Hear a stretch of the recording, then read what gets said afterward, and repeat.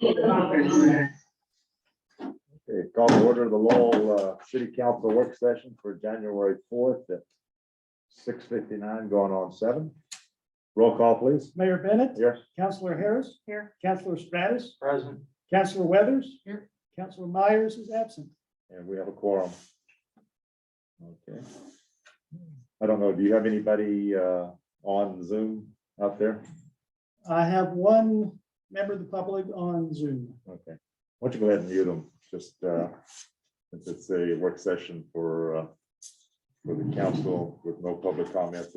At the end, we may open it up if we need that necessary, if we want to. Okay. Time permitting. Okay. First up is presentation by Lane County Sheriff regarding the law enforcement services. Mr. Powell, you want to introduce any more on that? Thank you, Mr. Mayor. Happy New Year, everybody. Good evening. Yeah. The topic of public safety services has been a topic of ongoing concern in the community for several years. The questions include: what level of police services do we need? What are the costs to provide it? What is the demand in the community? It is my goal this month that we can have some conversations with law enforcement agencies on what an expanded law enforcement services contract would look like in the community. Then we can take that information to community members and see if there is an interest in having this kind of agreement. Tonight, we have the Lane County Sheriff's Office, including Sheriff Harold, Lieutenant Glessner, with us tonight to give a presentation on this topic. And we have the City of Oak Ridge Police Department scheduled on January 18th. This is an open conversation at this time. I'll turn it over to the Sheriff's Office to introduce themselves. Good evening. Good evening. Thanks for having us. My name is Cliff Harold. I'm your elected sheriff here in Lane County, and I grew up in Cresswell. So plus I need 2 bulldogs. My parents graduated from Cresswell. My grandma graduated from Cresswell. So grew up on the dairy farm there. Got acquainted with the Lane County Sheriff's Office actually when I was in high school. I worked at the gas station in town. Got to know a local deputy because Cresswell has had a contract relationship with the Sheriff's Office for as long as I've been around, longer. So I got to know the local deputy. He used to stop in and visit with the high school kids that were running the gas station there. And that's how I got interested in this career. I ended up joining the Law Enforcement Explorer Post when I was 16. And so I basically grew up in this sheriff's office. I volunteered in every aspect of the office, got hired as a deputy as soon as I turned 21, and I've been employed in just about every assignment in the office. And now I find myself the sheriff. That wasn't necessarily a goal, but the last sheriff asked me to consider getting on the path to replace him. And ultimately, I came to the conclusion that my whole life, people within this office have invested in me and had given me the opportunity. So here I am, Sheriff of Lane County.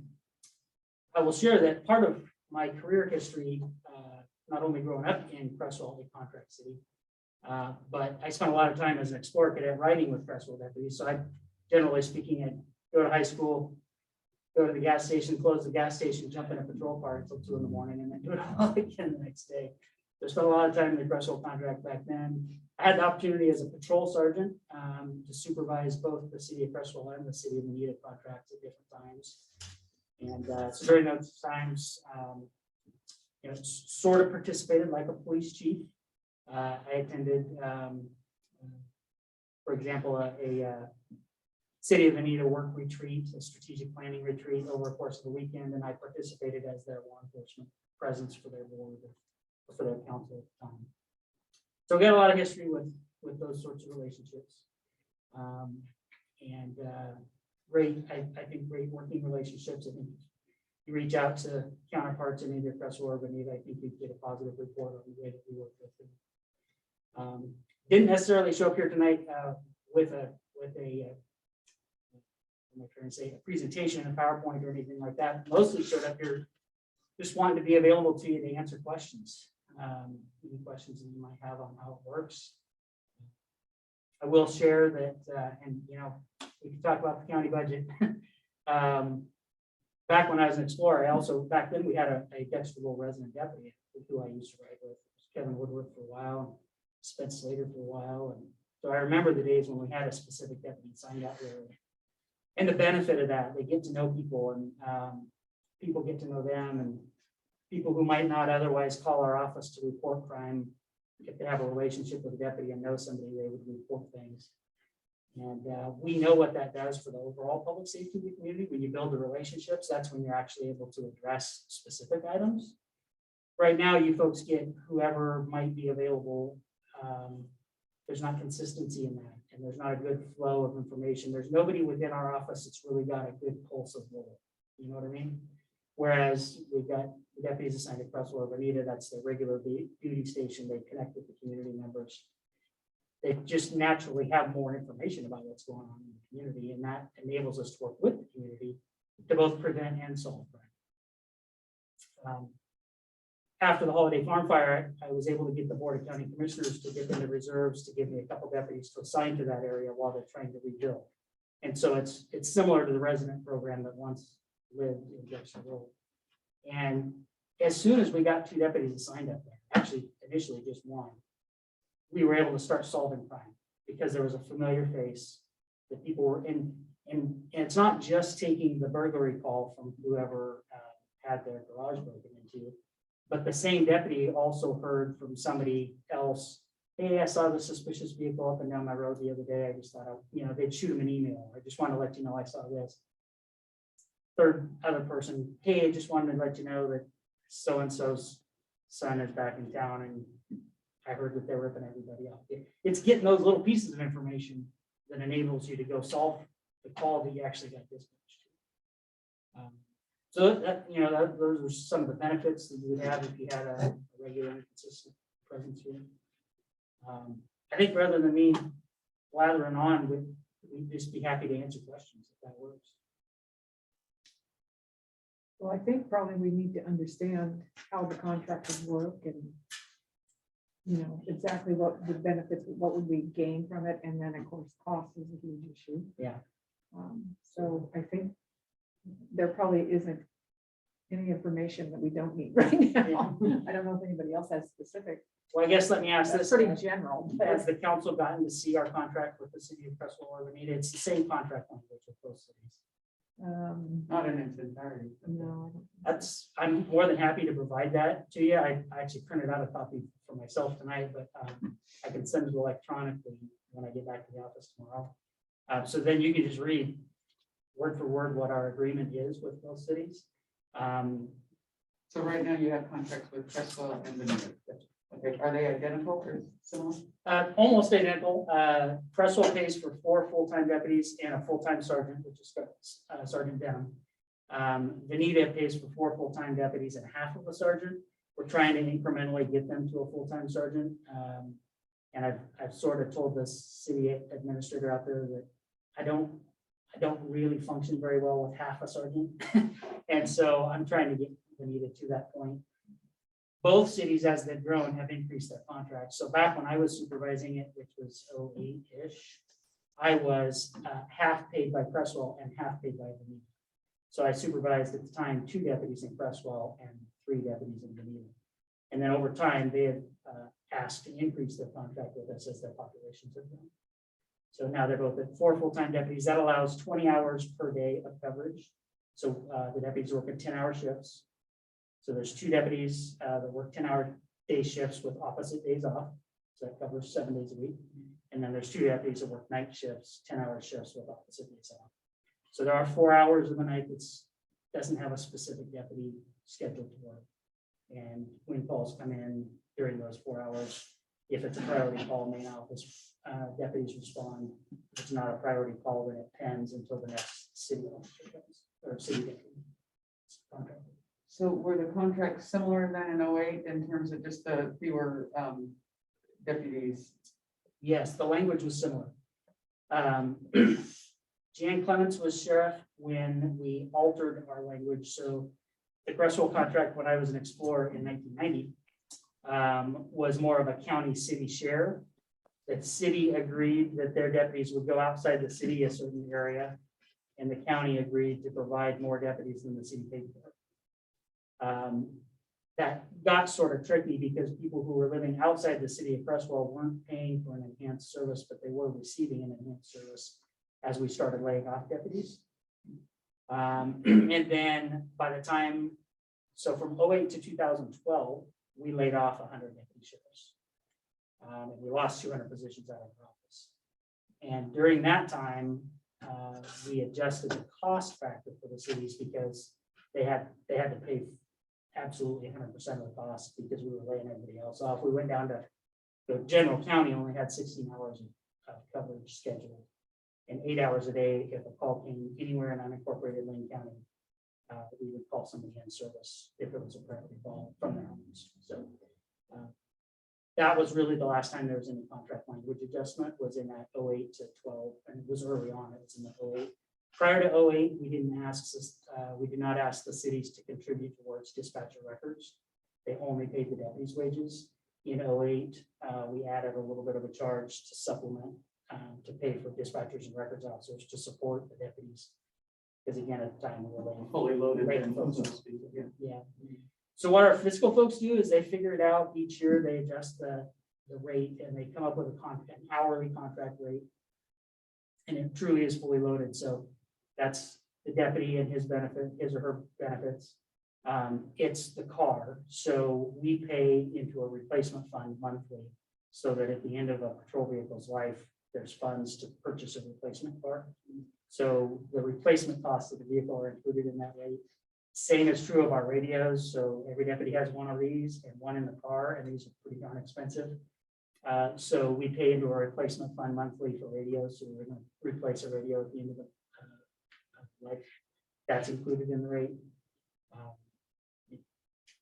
I guess I could go on. Our laptop computer is included in the rate. So it's a fully loaded cost that we charge, and all of our contract folks pay that.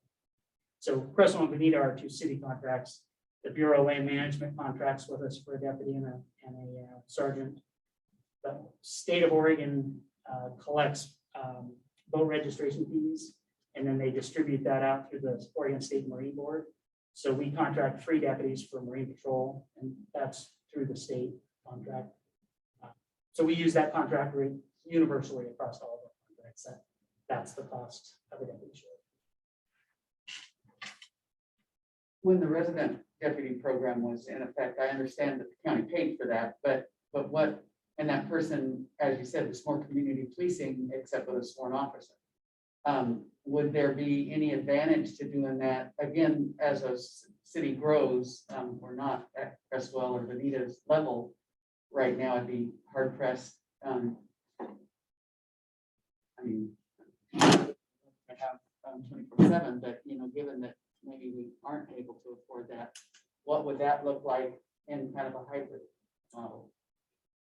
I'm not 100% sure that I understand the question, but I will share that resident deputies, as they existed back then, are nearly impossible for me to do because of the labor agreements these days. So back then, a sheriff would tell somebody, hey, you're going to be assigned to the McKenzie River and you've got a month to move there. I couldn't do that to my folks today. Not only would the labor agreement, not only would I not feel good about doing it, the labor agreement wouldn't allow it. And back then, for every deputy sheriff vacancy we probably had 300 people applying, and that is not the case to me. So we are constantly recruiting, hiring, and training. So to get a true resident is probably not possible, unless there were some sort of significant financial incentives to cause somebody to be resident. Given the cost of housing across the county, I suppose the city, if we wanted to be super creative, the city could think of providing housing as some part of the deal that might incentivize a true resident deputy. I can't remember, actually, it's been 15 or 20 years ago, but we had, back then it was called HACSA, now it's called Wayne County Homes for Good, but they contracted with us and provided housing just to have a deputy living in one of their housing apartment complexes. And so it incentivized the deputy to live in that area. And it wasn't that they worked there. Their on-duty hours were not there. They just incentivized them living there so that there would be a presence and their fire would be worked there. So there's probably some creative ways to think through that. That's what I was thinking, you know, when you're talking about, you alluded to earlier, when you're in the community, you get, I don't think that our criminal activity is respectful of city boundaries. So I suspect these people are in all these cities, and so mainly it's understanding who's wreaking havoc where, which night, because I don't think it's a distinct group here versus there. So what benefits would you see in having more? Well, if I could make it happen, I would love to bring back the deputy program. And I don't know how much word got out, but I worked really hard on a law enforcement district in the Mohawk Valley. Yeah, we And the noticed idea that was to one. bring back the resident deputy. And I sort of thought if I could get one somewhere in the county and show people the benefit of having a deputy assigned to a geographic area, that then other areas of the county would be interested. But I came up 72 votes short. And it was What a was the tremendous. governance model? Because I heard that there was some issues with governance, that the community didn't feel as though they had as much involvement in the governance, and they kind of remember this from a Springfield attempt, I think, years ago too.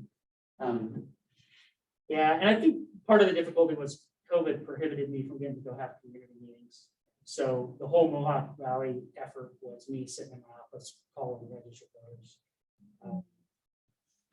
Rather But I than, mean, what I mean by shared governance is who gets to, does the community get to participate? Right. And that's where I was going with that, is I think if we could have had a community okay, meeting I see. and I could have visited with folks and explained how we work and Yeah. demonstrated our ability to listen and participate, I think that would have gone a long way.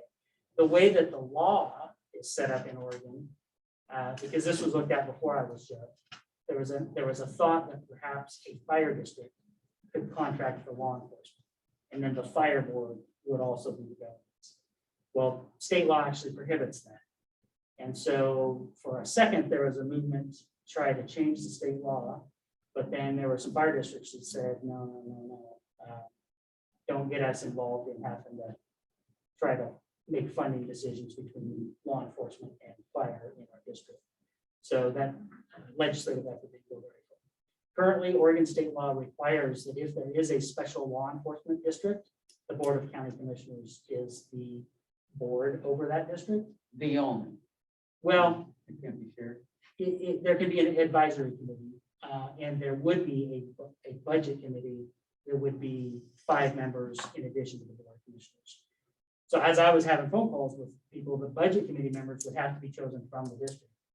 So in the Mohawk example, there would have to be 5 residents of the Mohawk district that would participate with the Board of County Commissioners to annually set the budget for the law enforcement district. And I was talking about the fact that, they wanted to do a monthly advisory committee or the quarterly advisory committee, I would fully support any of those sort of developments so that people could have that sort of input. But again, I think person by person on the phone versus getting to sit down in a high school gym and talk to people is makes a big difference. Well, because I almost can see it moving in a district fashion here might be helpful, because while Lowell needs it, there's the outlying area. So if there was, that would bring more support. We'd have to, I know that's a long process, and there's, the boat and everything else that has to be done, but is that feasible out here? Well, I think if this council wanted to try to go after something like that, I'll give you an example. Crestwell, remember how long ago it was that CIS did the study for Crestwell? Where they looked at the difference between the city contract and the district. Either 15 or 16. Okay. So the insurance provider, Crestwell's taking a look at whether they want to have their own police department or continue the contract model or something else. This was before they expanded to 4 deputies. They knew they wanted more coverage. And so their insurance provider actually did a pretty exhaustive study for them. And they did talk about the idea of Crestwell participating in an expanded law enforcement district. And I think they were looking at the fire district or school district. The school district boundaries. Yeah. So right now that you just do the city limits, not the UTV. And to make sure I'm being super transparent, we treat those Crestwell deputies in a very similar fashion to, say, Cottage Grove Police Department. You know, the citizen of Cottage Grove pays for their police department, but Cottage Grove won't hesitate to go 20 miles up that road with a deputy to make sure that that deputy is safe if there's a call, just like we won't hesitate to go into Cottage Grove and help them out if they need help. So when our patrol supervisors are monitoring things, if the Crestwell car goes a little bit out of Crestwell to help the main office deputy with a call, that's permissible. They're just not going to go out and take the burglary call outside. So in progress call cover, just like one of our city partners would do, yes, go outside the city and take primary on thefts and burns, because the citizens of Crestwell are paying for the resource, and we're not going to give the resource to somebody who's not paying for it. I think it's kind of intriguing that, you know, the problems we're seeing in our community aren't isolated to our community by any way, shape, or form. They're probably not isolated to our county. But I think it's interesting that you talk about layoffs of over 100 sheriff's deputies in the 2000s, and the county, and we're down to single communities such as the Mohawk Valley or Lowell negotiating with the sheriff's office to get better law enforcement coverage for our community when it's such a prevalent problem countywide. Why isn't the county addressing this from a bond issue or something to where we're just increasing the volume of the deputy sheriffs for the area in general for Lane County versus these little isolated pockets of negotiated contracts? It seems like there's a lot more red tape involved in that. The costs increase because we're doing these individualized versus doing a holistic approach to the county, Lane County itself. And I mean, I mentioned at various city council meetings, I've been a member of this community for over 50 years, that our law, our violations and what's happening in our community, specifically property crimes, is the majority of it, is at the highest level I've seen in my entire life. And it's an incredible increase in the number and the amount and the volume, and that we're not seeing more push by the county to address this as a county issue. And it kind of frustrates me because I do feel like it's going to cost us more as a community just because we're negotiating a singular contract with you folks versus just getting more sheriffs. I love the question, and you're absolutely 100% right. So Lane County in 1970 had 100 deputy sheriffs to cover the 4,600 square miles, and today we've got budgeted 25 deputies. So the difference is the timber revenue, of course. Marion County, which never was dependent on that timber revenue, their base county property tax rate is $3 per thousand. Ours is about 28. So if you apply their $3 per thousand, Lane County, just in county services, we'd have $86 million more per year. We pay for a lot of deputies with $86 million. Similarly, Lynn County was a timber county, but in the 80s, when the timber revenue fell away, they started passing a public safety levy that funds their whole public safety system. 75% goes to the sheriff's office for both corrections and patrol, 15% to the DA's office, and the remainder to the juvenile justice center. They just renewed their levy at $2.98 per thousand for their public safety system. The folks in Lane County have just really been resistant to the idea of paying more. And so Sheriff Tom Turner went out and got the jail levy passed. That's 55 cents a thousand, 50 cents a thousand for the sheriff's office jail, 5 cents a thousand for juvenile. And he worked super hard to get that passed. Now it did renew at 73%, which is pretty fantastic. But when we look at a countywide fix, what we hear from folks is a reluctance because they don't think that they're going to be the ones to receive the added service. So there's a reluctance if you're in unincorporated Cottage Grove to vote for more deputies because you feel like all the deputies are going to be in St. Clair. There's a reluctance if you're in Mohawk Valley because you think all the deputies are going to be, I think we've been so thin for so long that people just don't trust that they're actually going to get anything. And so this individualized approach has been attractive to people because it's under their control. The Lowell City Council would control. There's some inefficiencies that are added to that process though versus having a centralized I absolutely. agree. funding stream for your department and for the overall thing. I think that lack of trust, I think sometimes you gotta strike when the iron is hot, and I really feel like the volume of crime in Lane County is at an incredibly high rate right now. Not just in our community, and I think that pushing for those levies from county level leaders should be more important. You need to, with anything that you're trying to sell, you need to have reasonings. And I think right now there's lots of good reasoning and lots of good logic behind increasing our taxes if that's what it takes to solve this problem.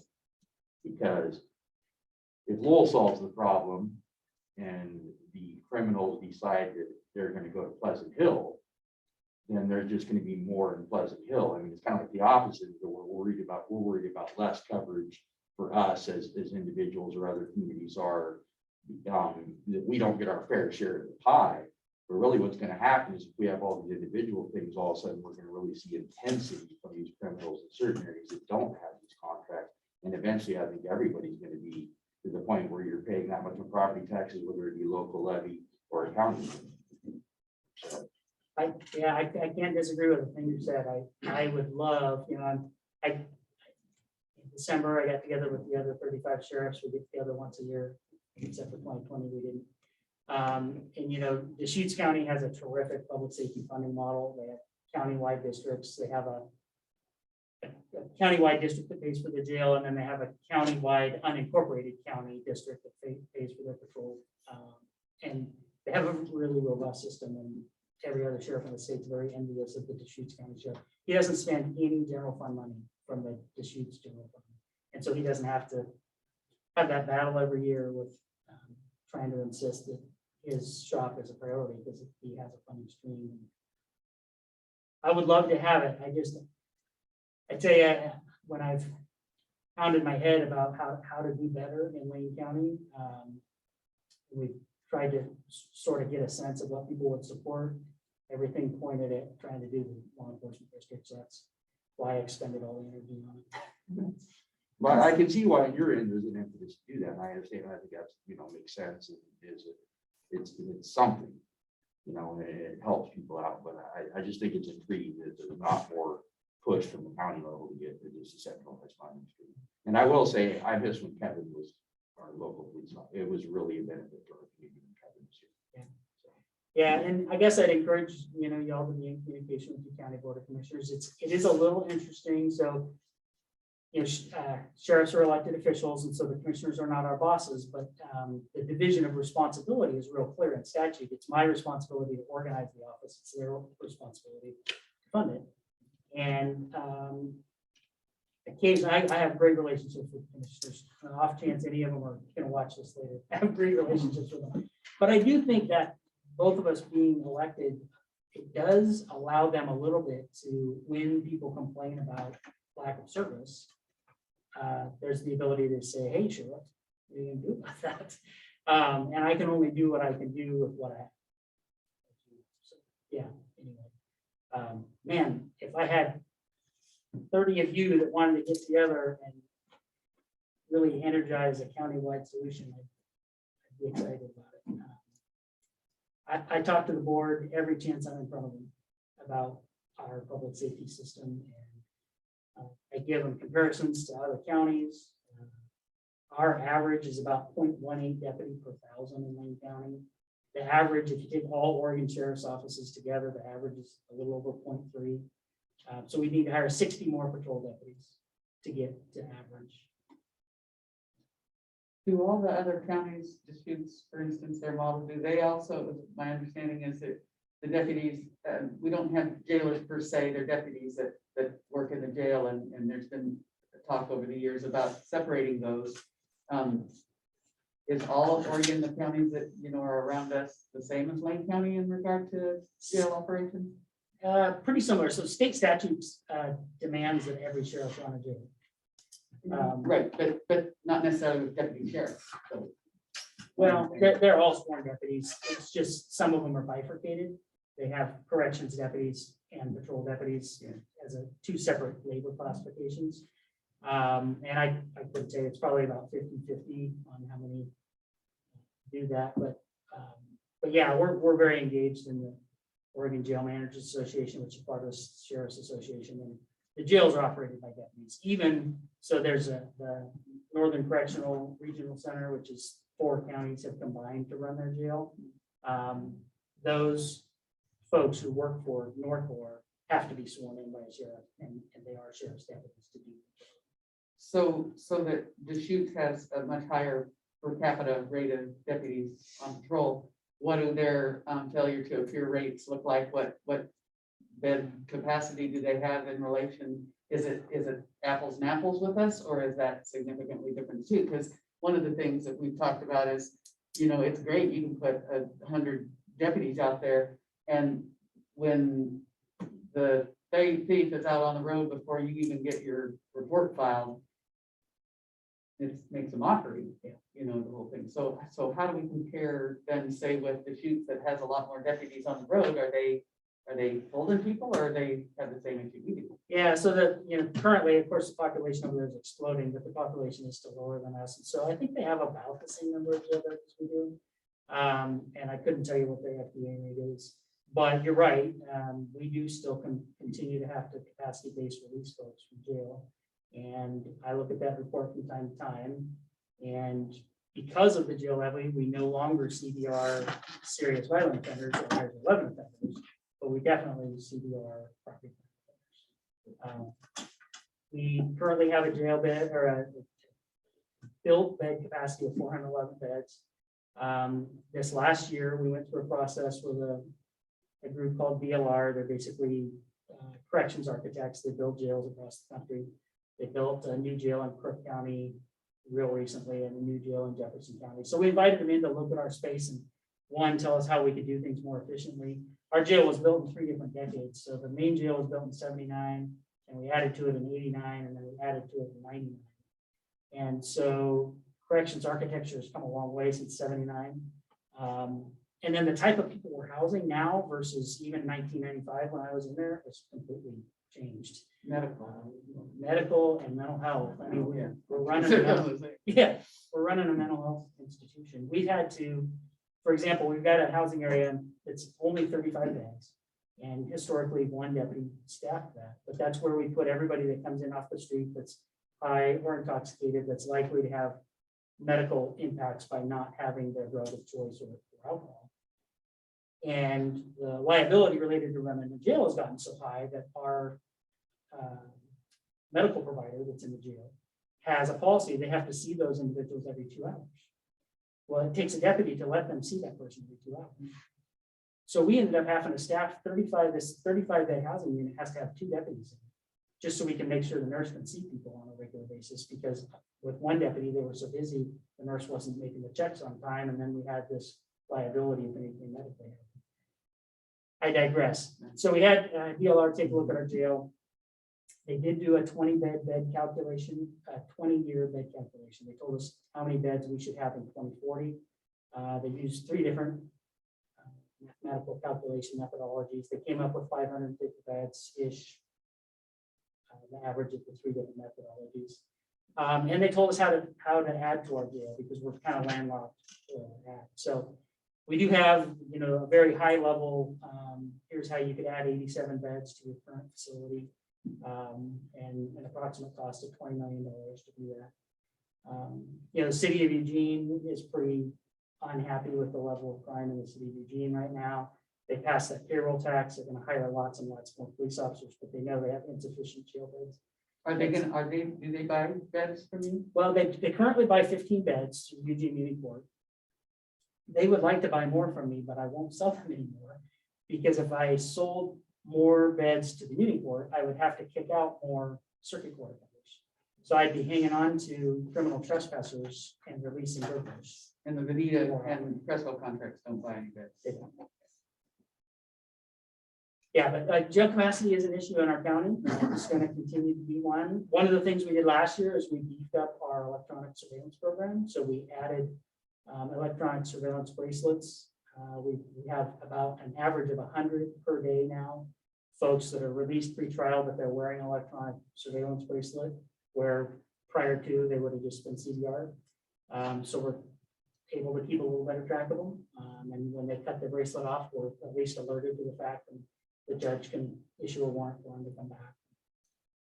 So we are trying to be creative about using the space we have available. Of course, COVID has hugely impacted us. The courts are so backed up. The DA just shared with me, they have, I don't remember the right number. How many trials did you say? Over 600. Yeah, I was thinking 600 or 650 trials scheduled for 2022, and she's only got 21 lawyers in her office. The DA's office is also way underfunded in that county, so that's an impact. So I don't know if anybody has any kind of numbers that in their head that would be even close to the cost of a deputy or 2 deputies. I do. This is last year's contract cost, so it'll adjust slightly in our budget. Oh, yeah, June obviously. 30. The adjustment per year has been about 1% over the last 5 years. each Okay. year. So the cost of a deputy is $172,016 Okay. per year. Fully loaded. Yes, 100 stuff, 172,16. 172. Yeah. Okay. So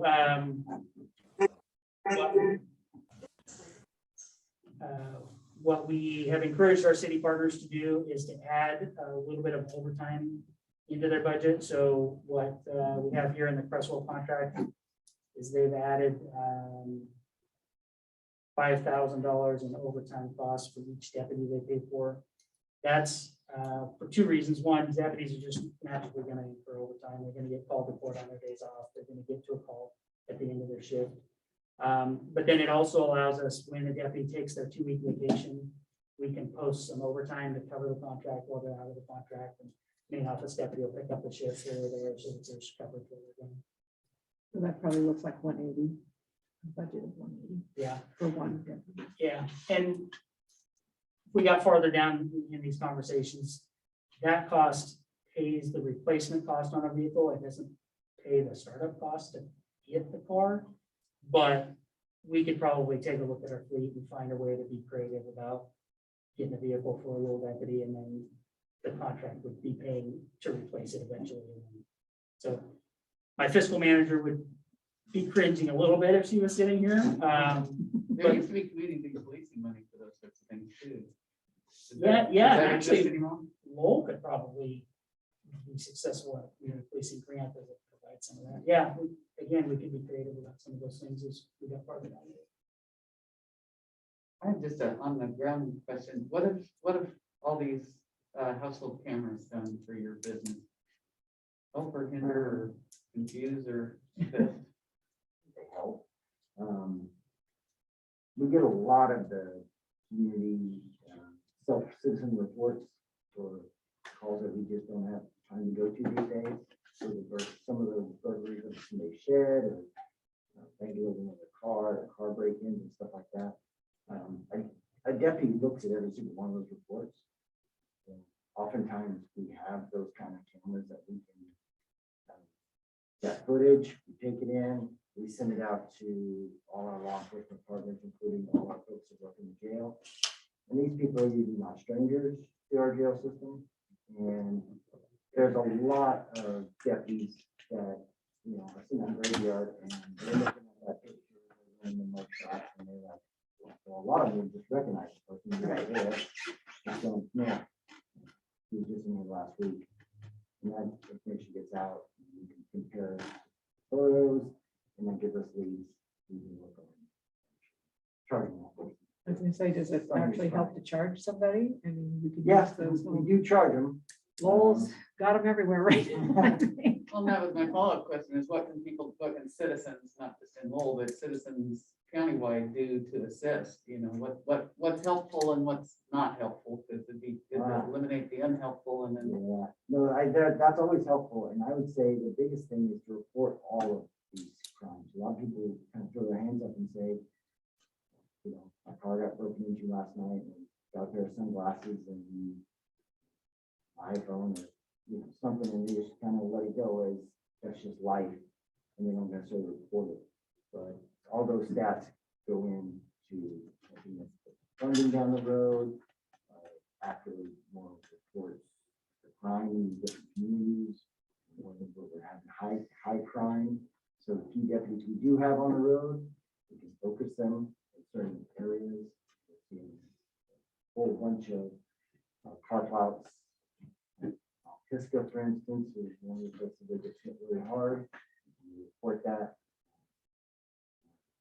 Downtimes when they're going from call to call, they can swing in and go through there and deter some of that. Not catching them in that. So you kind of opened up a can of worms for me there. So obviously we're concerned. We have you here tonight. We're having Oak Ridge come in later on in the month, and we're discussing private security, options. Have you guys seen Lowell stand out in the radar as a community that's lighting up as a hot spot for property crimes? Honestly, I don't have those numbers. I live 4 miles down the road, so I'm on the community face page, so I see posts. Fall Creek? Yes. Oh, good. Okay. I was gonna I'm say there's sorry. a lot of- Yeah, some of it, I'm sorry. But I think some of those pictures have actually found some property. Yes, they're always helpful, and we do have deputies that look at them. A lot of times it's the time commitment that deputies to follow up on these things that just don't have the numbers. Right. Well, they are talking about stuff on that, if nothing else. I think, going way back to neighborhood watch has really changed through years too. Gone are the days really of people that are put on the orange windbreaker and drive around. You just don't see that anymore. But neighbors looking after neighbors is still, that's what neighborhood watch was. And that's still super important. It's, good neighbor, as long as you've got a neighbor you can trust. Yeah. Good neighborhood communication and keeping an eye on each other's stuff.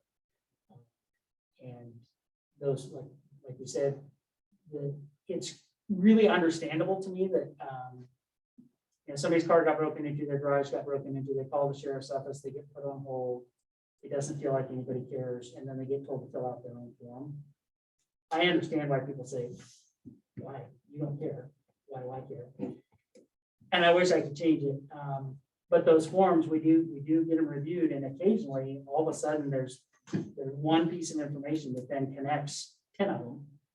And that's the sort of case that gets the DA's office attention when we've got this whole series of cases that can be combined together and, somebody sent in a photograph or whatever. Our court transport folks who transport adults in custody from the jail to court hearings and back, if they have any downtime, they review those.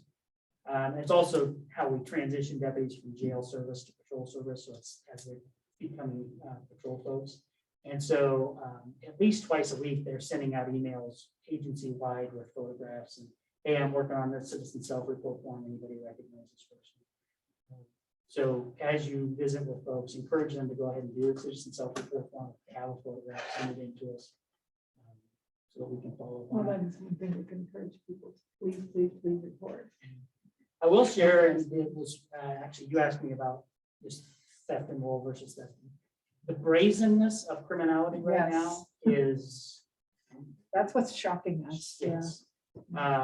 And that's nationwide, but Yes, it's that's certainly impacting us here. as And they're walking in stores and taking. You know, whatever they want. the Jerry's Home Improvement Store, 99 in Beltline, it's not in the city of Eugene, that's in the county. And so we've had conversations with them, it's just, for years, people have shopped for Jerry's, but it's the brazenness that their employees, if they try to challenge somebody who's leaving a shopping cart full of expensive tools, there's just a real brazenness and willingness to engage in violence. Like, no, I am leaving with this shopping cart full of tools. That's new and different and concerning.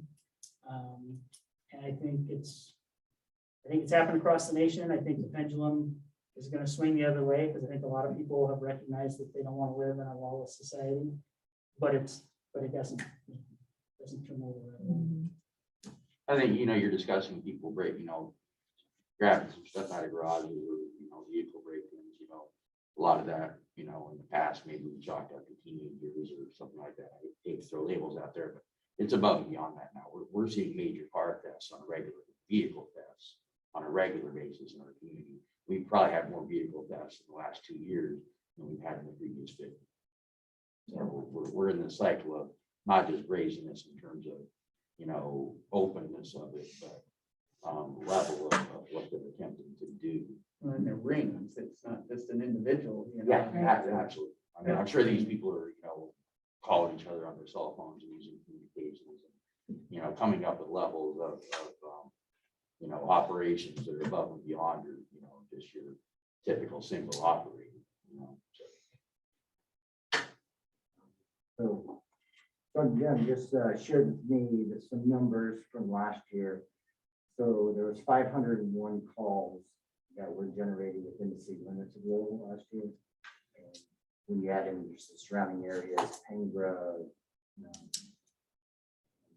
Covered Bridge, all that, it comes up to 573 calls for service here in the local area. Does that seem high to you? That seems high, but I don't know in comparison. That it's any worse than anything else. Yeah. Yeah, It seems a little bit surrounding area. it's a lot of calls, and I'm sure that's the whole gamut of it. 48.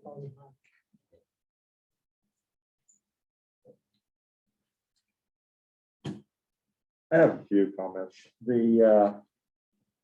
Our Oak Ridge does our policing right now, and I know that they've got to compliment the county in that they backed up the Oak Ridge people whenever they were doing code enforcements or anything like that, where there was a concern about bodily damage to someone. So you guys have been there for that.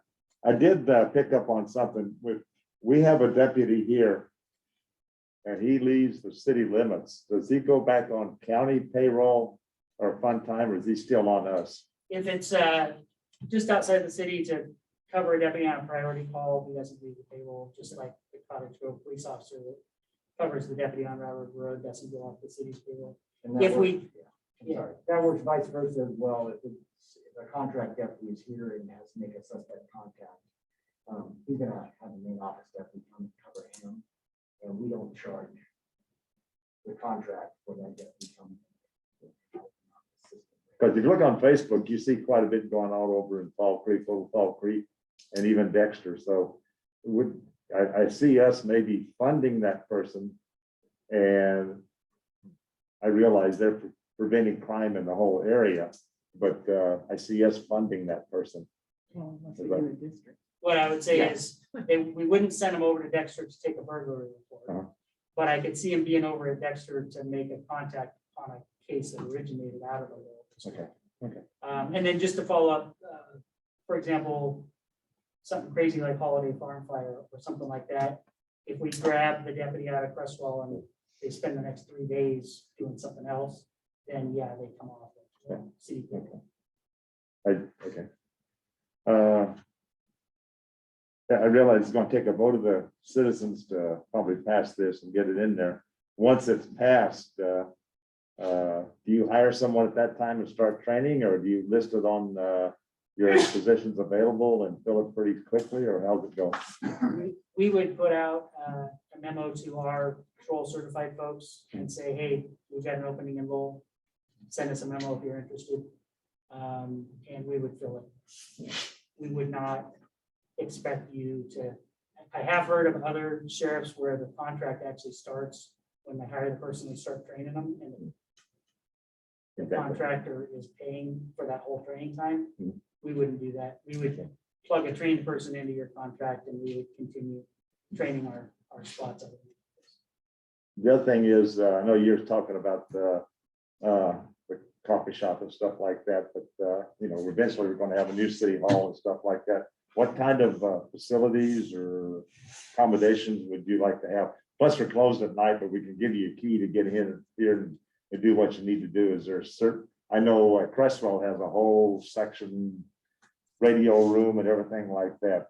Yeah. Is there expectations for something like us? We could talk about it. Our contract with both Crestwell and Bonita does say the city will provide office space.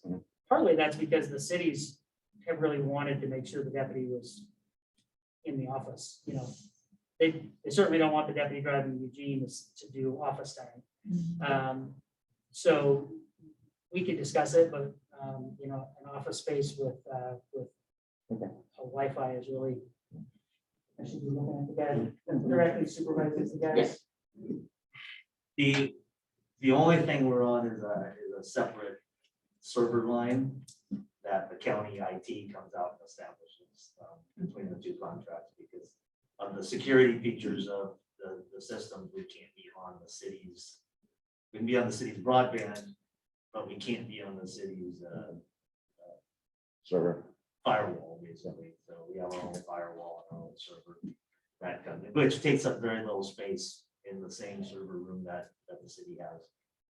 Most of our crimes here, every once in a while, there's something like a, stolen vehicle, but most of them are kind of petty. People breaking windshields, getting into unlocked cars, or spray painting. Is that something that you would cite the person, take them to jail? What'd be the procedure on something like that? It's a lot of times at the discretion and behavior of the discretion of the deputy and the behavior of the individual that they're dealing with. They have the autonomy to do, they can cite the person into the municipal court of the city. Most of the ordinances with both of those contract cities mirror a lot of the lower level violation type things. So we can treat something like a theft 3 as a violation in the city, which carries a fine rather than incarceration or jail, because theft 3, 9.99 times out of 10, the DA's office is going to file on a theft 3. So we can have some way to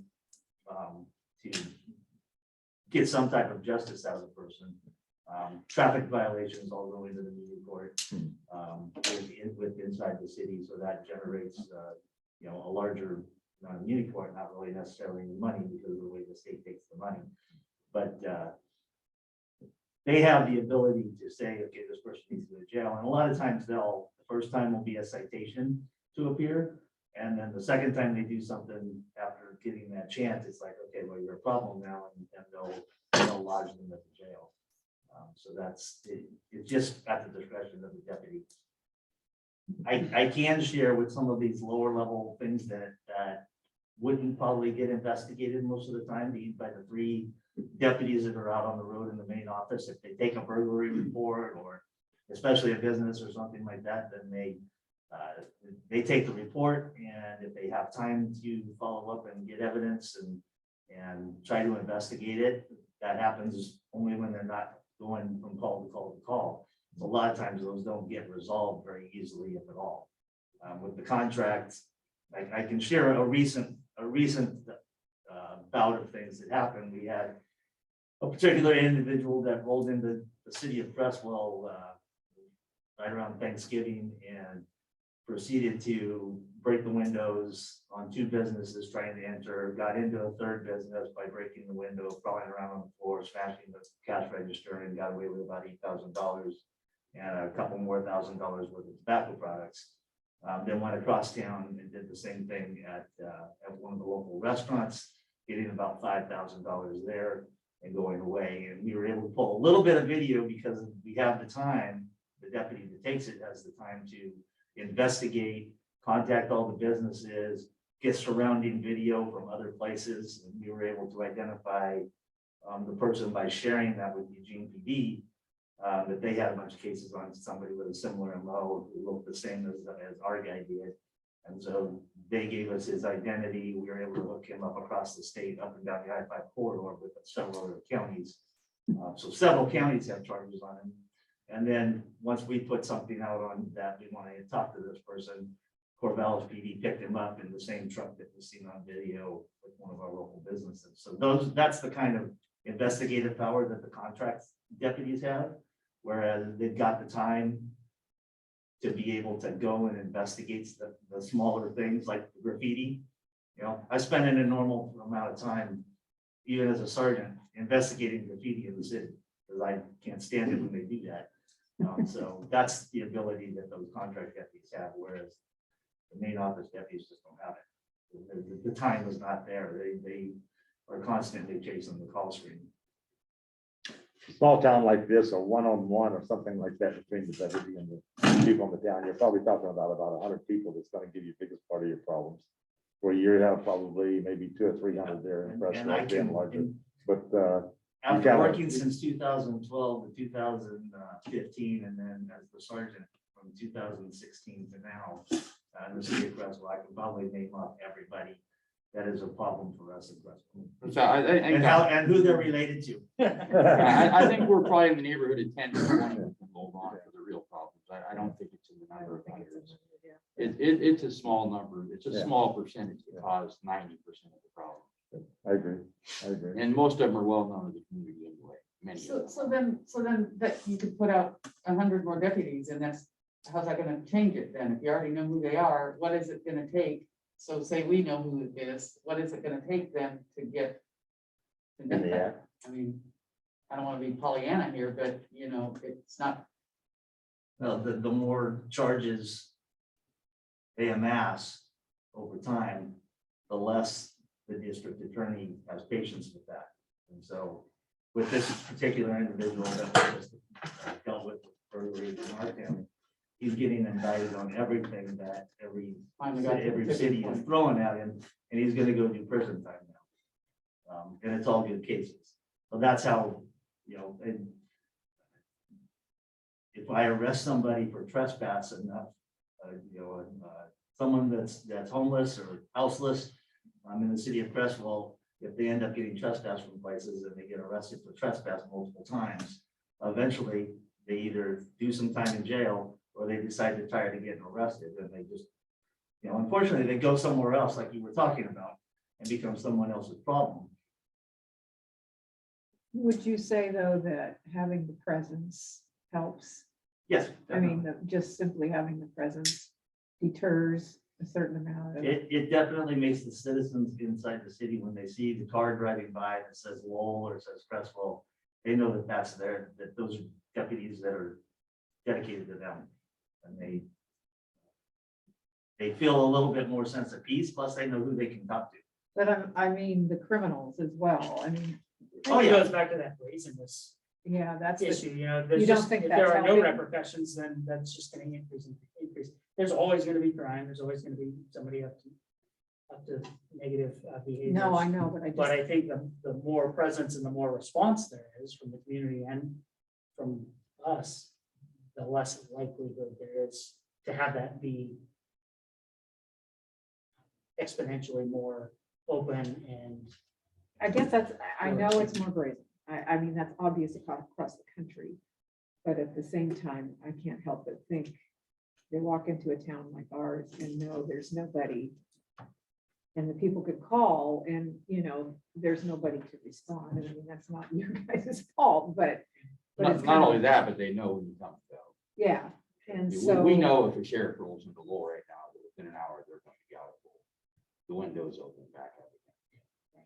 That's it's all sort I'm of an saying. interesting phenomenon when we go west, because the west side of the county is the most geographically difficult to address. There is a communication chain that takes place when a deputy drives through Mapleton, but everything west of Mapleton knows there's a deputy over there. And so they actually start calling to report things that have happened over the course of last week, because word's out that there's a deputy over there, and they might actually have somebody come. I'm laughing. Well, as I tell the think there's story. just as It's much of sad. Unfortunately, there's just as much of a negative underground communication systems. I was gonna Where say, these yeah. people are like, that within this community of thieves or robbers are like, hey, sheriff just rolled in, be careful, and then that spread, and they have this call out roster too, just like the good folks do, unfortunately. So, bringing back, kind of back to what Don was saying earlier and what you said earlier. So I kind of see two things. You have the contracts with the city of Lincoln and the city of Crestwell. You're also working towards a model with the Mohawk Valley District. And for us, I think we need to look at both those options. Are we, as a city council, I mean, we're concerned about Lowell, but would it be wise for us to kind of investigate both pathways and engage people in the Fall Creek and Dexter and Jasper areas to form a larger community to get a larger tax base going to possibly, because the difference between covering Lowell's a pretty small geographical area. But yet, we probably couldn't afford more than one deputy. Whereas if we engaged a larger geographical area and tax base, more people paying in, then maybe we could get two, but it wouldn't be exponentially a larger geographical area to cover. That two deputies could cover to those communities I was talking about fairly easily. Like one deputy might even be, this might be too small of a day for one deputy, not through hours, but just through patrol times. Might find himself parked a lot of the times sitting in the office. The roads, Yeah. So, Yeah, well, and what we find, and I experienced this myself too in my career, is I went from zigzagging this whole county, 20 calls pending my whole shift. And then I went and worked contracts for 3 years. And I enjoyed getting to interact with the community and actually walking, do a little foot patrol and getting to do community policing. And then I went back to zigzagging the whole county, and we experienced that with our deputies too. It's like the deputies that are zigzagging the county would really like to just get to work a case and solve something for somebody instead of just putting out fires. And so they asked to go to a contract, and then they work the contract for a while, and then they start feeling a little hemmed in by Crestwell. So we do have the ability to kind of have some movement there, which is actually an advantage to a contract in that, for example, the city of Cottage Grove right now, he keeps losing his officers who are feeling a little hemmed into the city of Cottage Grove to Springfield because it's a bigger area. And so one of the advantages is we can let people have some change in their career and stay within the agency rather than having an agency hop to go find something else. well, I guess what I'm asking is you were talked about, forwarding Jeremy the contract for contracts for Crestwell and for Renita. Is there any way you could send him at least some fleshed out format of what you were looking at in the Mohawk Valley District project versus the specific city contract? So More of a maybe we district could look, engage, yeah. we kind of have two parallel paths to head down and see which one might be more fruition for us. Yes. I'll look and see what I had from Mohawk Valley, and then, ultimately that other district just, truthfully, gets a whole lot more complicated, just as far as choosing a boundary that exists versus creating a boundary. So I mirrored the fire department's district out there. The process to create a new district is pretty complicated and requires a lot of help from assessment, taxation, and folks. So then you'd want to, the variety of looking at fire districts. Our fire district and school district are about the same boundaries, so that's. Yeah, I was gonna say, we could do that. Or you could look at Lowell and Dexter fire districts. Exactly. But if Jasper is involved, then you get Pleasant Hill fire district. So Don't have to there's get just too variety. Yeah, I mean, you got to look at that and determine what that looks like. You don't want to get too expansive geographically and stretch it too thin, but I think there's probably a sweet spot that you hit to where you have the most effectiveness and the most bang for your buck. Once you determine that, then it'd be easier. I would assume it's fairly easy within the city of Lowell to do some calculations on, dollars per thousand for X. When you build the new district, then it gets a little more complicated to get that information out of A&T assessment taxation to say, hey, if you look at this district, how much per thousand? And so I think it's a good idea. I'm just trying to make sure It's a more being complicated. transparent about right. it. Gets more. I'll definitely dig out those things. It's almost, wouldn't it be great if we just had a larger government organization that could oversee the entire geographical area and facilitate that and make that happen? Would be. Absolutely. If only something like that existed.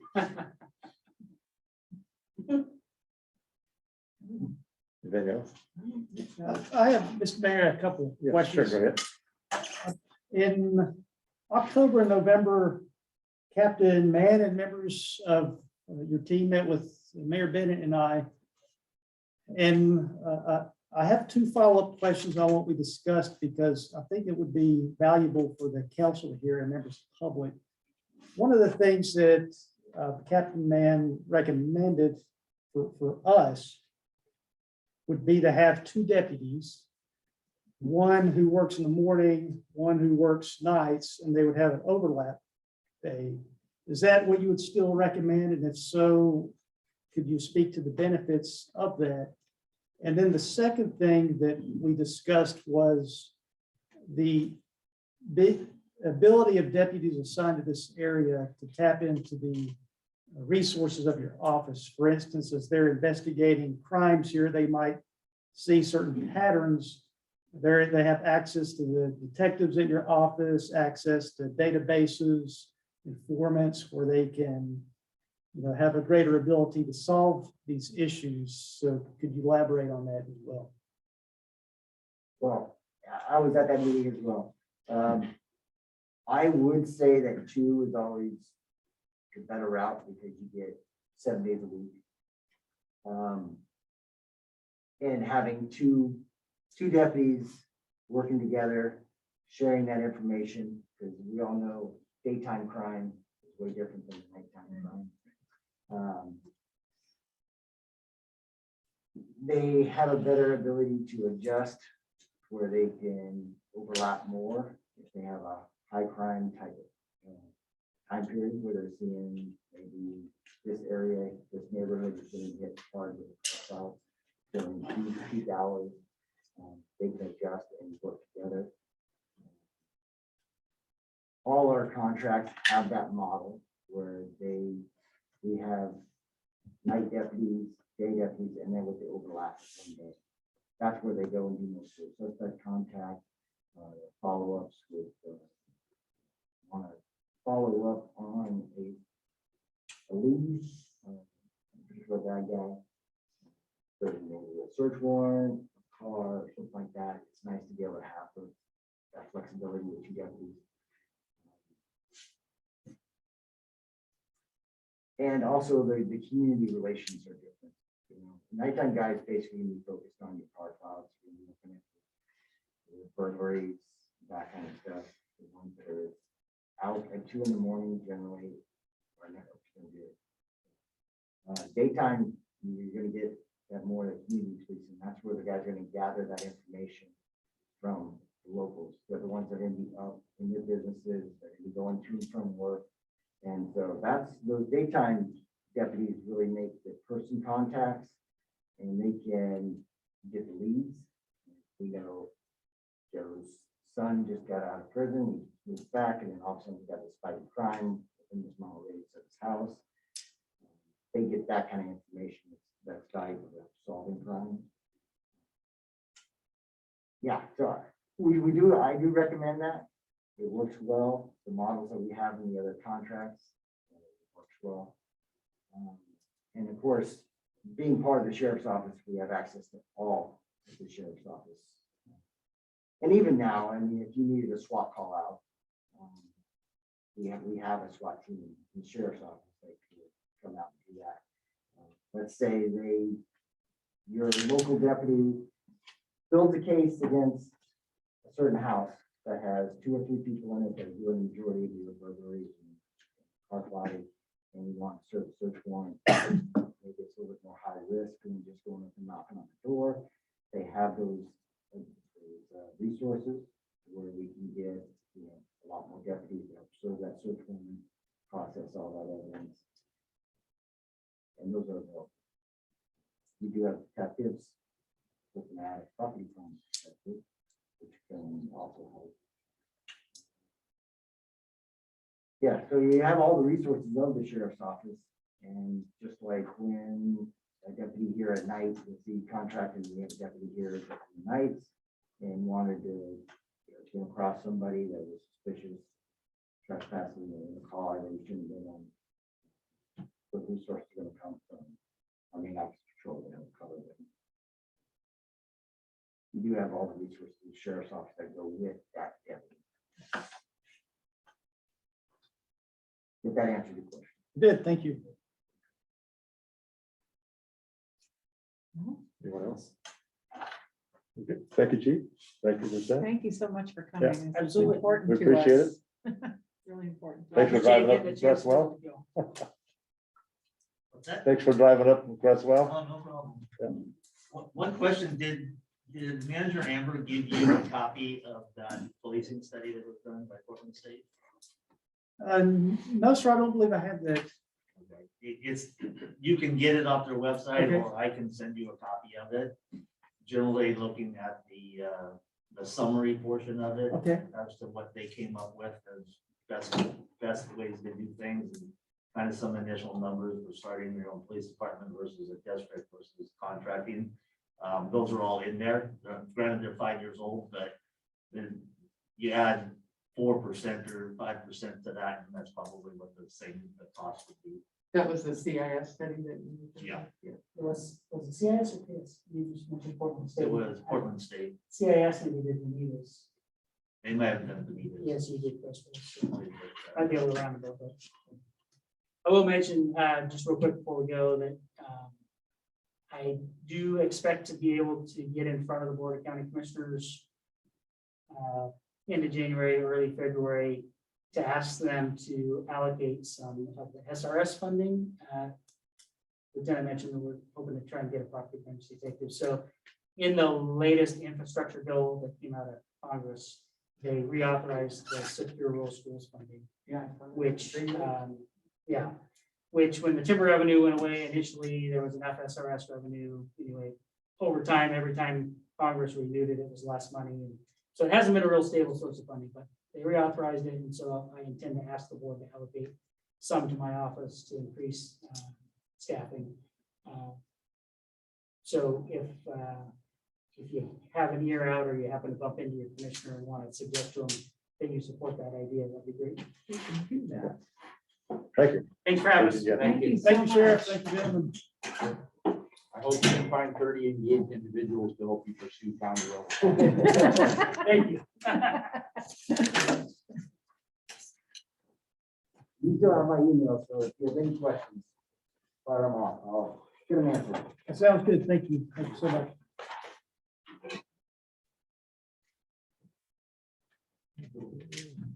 Get all that? I'm counting on you. Okay, next up is update on Rolling Rock Park Phase 1 renovations and discussion. Mr. Cottle, please. Mayor, I have a brief presentation. I'd like to stay on that topic for just 1 minute before we Okay. jump somewhere else. So we've talked about the 18th having Oak Ridge come in and talk to us. We had the sheriff here tonight. We'd also discussed options with private security. They were mentioning some emails back and forth. Are we going to be getting briefed on anything from that? Because I do think that is a third option and maybe quicker, maybe possibly offering some more cost savings, not all the benefits, but some benefits. So I'd like to keep on that track and not have, where are we at with that? I agree. I've reached out to several security companies in Springfield and Eugene. One flat out told me they can't help us. He's got staffing problems, can't find anybody, can't even think about coming out here because it's too far. Another company, I've called them, I've emailed them, left messages, they won't get back to me. Those were the two major security companies that I was able to find in Eugene and Springfield. If anybody knows anybody else, I'll reach out to them, but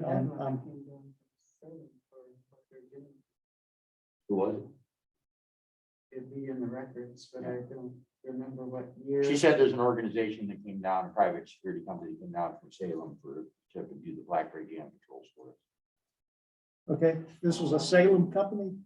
Seems like it was Salem. I just remember seeing them here. I don't know. where Was they came from. Securitas one of the companies you reached out to? I believe so. That rings- They're one of the largest companies nationwide, Okay, What's the name of so it? Securitas, so they do McKinsey. Oh, or they yeah. do- They do. Yeah, everything then that else. wasn't it. Yeah. wasn't it. But they're a large organization. So, okay, I'll look them up. I am looking into this. It's just been a little challenging. But I will Well, continue. especially now with COVID issues and all I was that. gonna say, well, and businesses can't find people to work, so. That was what one guy said, he couldn't find anybody. So there's these people in the private security industry, some of them maintain licenses for certain levels of possibilities. Is there any avenue for the city to hire individuals on our own basis versus hiring an organization to engage in a contract with? Not, I mean, obviously, they're not going to have the ability to arrest somebody or just this, but just, I think we discussed this when this was brought up, that just, you would think that somebody would see these people doing these things at 2 or 3 o'clock in the morning, but we all have, many of us have work and can't just stay up all night. But if we had somebody just driving around the community all night, but I do feel that just the eyes on would produce some reactions from the perpetrators to get them to not be so brazen, that it wouldn't be as easy if somebody's rolling the streets all overnight. Talking about the city creating a part-time employee position? Exactly. Is that Exactly. what you're suggesting? Exactly what I'm suggesting. That's a possibility. I think we need to leave no stone unturned if 2 deputies for, basically $250,000 a year. It was 1 minute. It was Well, 180 for 172. one. 350. So I'm sorry, 350, sorry, 350. Yeah, 172, my That's bad. sort My of math is 400. bad. But Sort of so, 400. there might be some options there and also we're not going to get from A to B, even if we do choose to engage with the contract with the sheriffs or Oak Ridge in any sort of, it's going to take a little time to do that. Yeah. That this might be something that could be a stopgap measure in between or a supplemental measure, even if we do choose to engage that. Well, if we were gonna do it temporarily, though, it seems like it'd be easier to hire through a company if we could find somebody rather than create a position. I'm just trying to where- create any more options. that we Right, have I mean, we need to look look at. at all of them. Something that happened. Yes. Yeah, And if we can't find a company that wants to engage because of our remoteness, we might find an individual that's willing to do this Right. Again, I don't know what their capabilities are for these security people. Do they just call 911? And say, I see some guys breaking in and wait for the sheriff to show up. I would, If they don't have anybody out here. I would assume. yes. They're different, you have to be certified Uh-huh. for one, and they're different, like Tim said, different levels of sort of certification. But they pretty much, they do just what you said. They don't have any law enforcement ability. They check things out and report on it, but that's about it. But there's somebody watching the streets at night that people can There's see. not from neighborhood watch, yeah, for certain, they're trained. And they do have levels all the way up to carrying a firearm. Yeah. They Correct. have certifications all the way to carry firearm. Yeah, correct.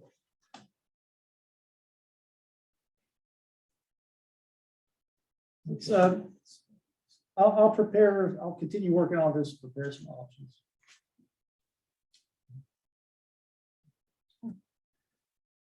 Rolling Rock Park. Okay.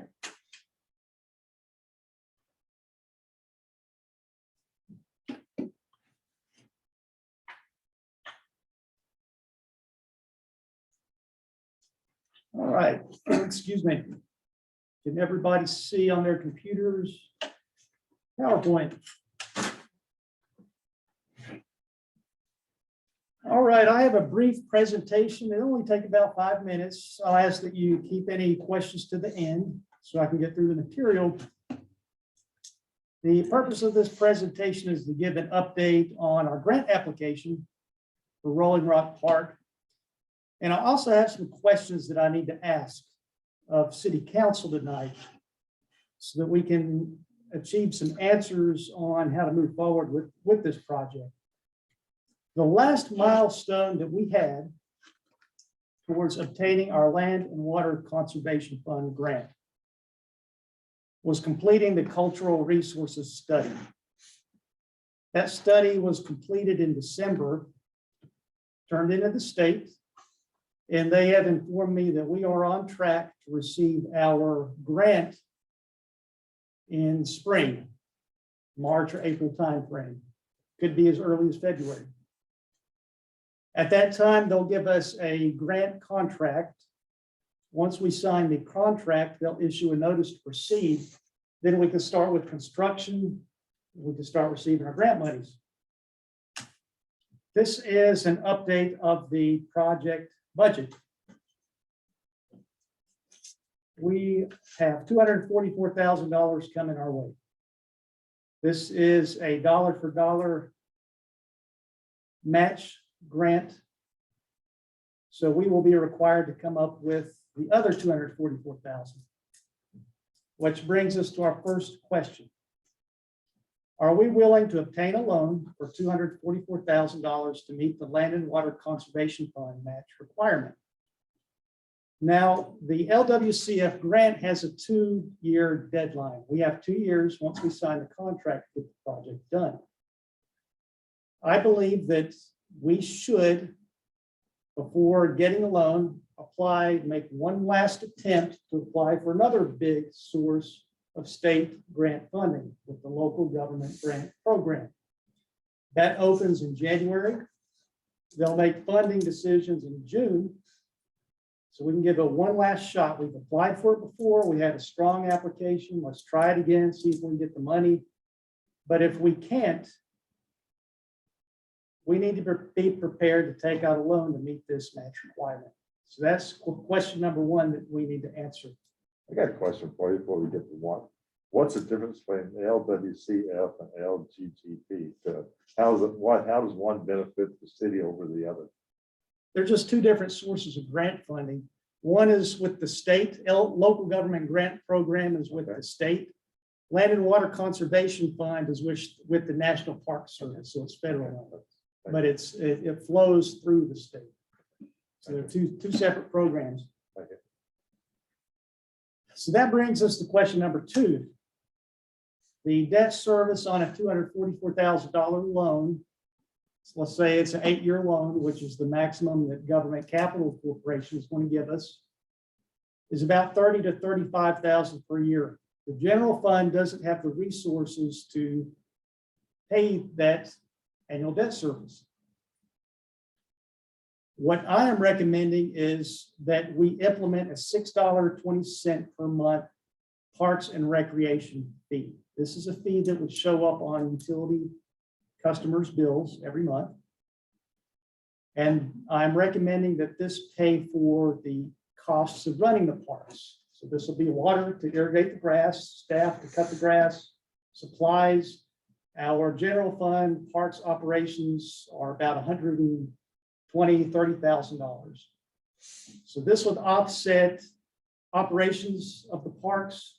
In turn, that would free up property taxes that we would use to pay down the debt.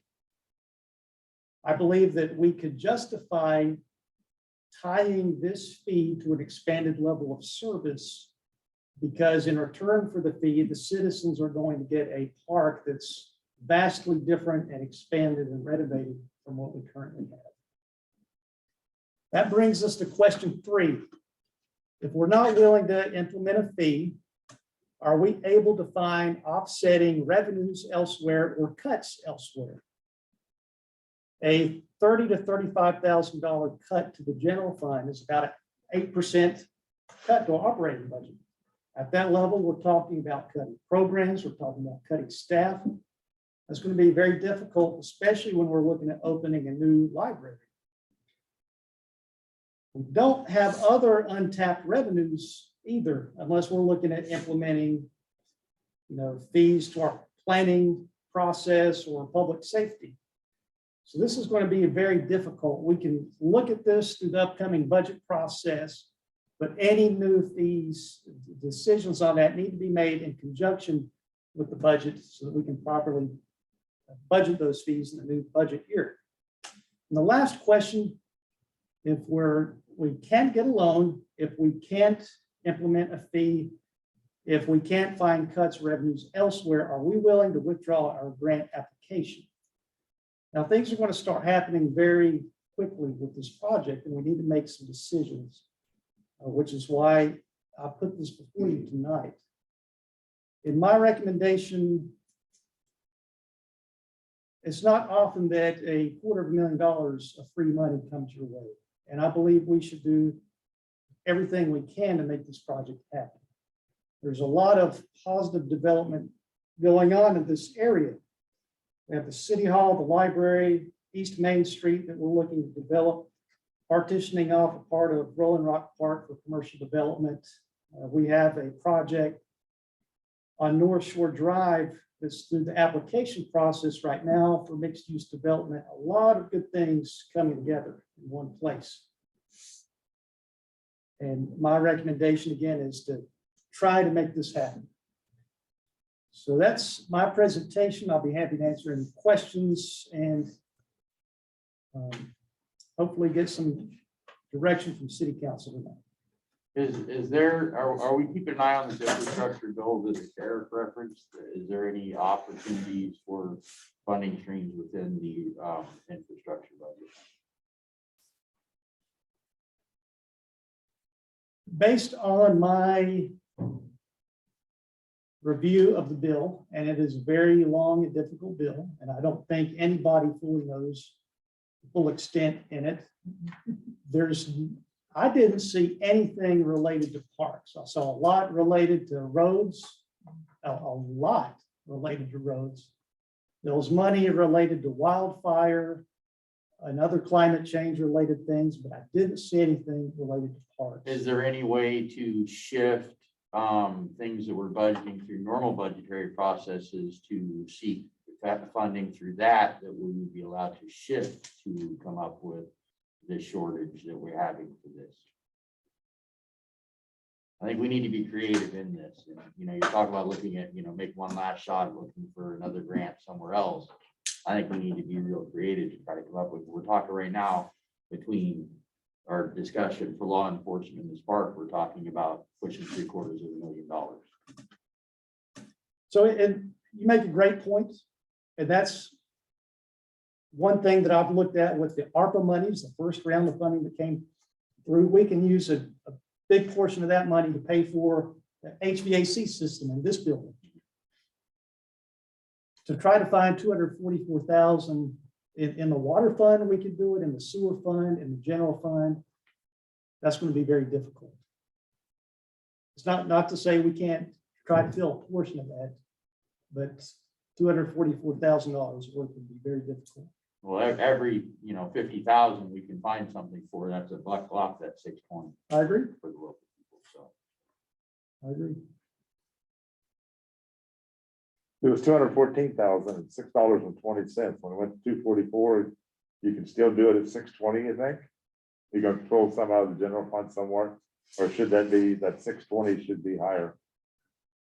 It should maybe be a little higher. I had an Yeah. email exchange with them, with the Parks Department yesterday, and they bumped it up because they thought our playground budget was too Right. low. Yeah. So that's where that difference comes from. I realize it's a small amount, so it'll probably be $650 versus $620. So the difference, is like on a loan is like what you would pay for your car loan. That's a $30,000 car loan. I think we can afford that if we don't increase the $620.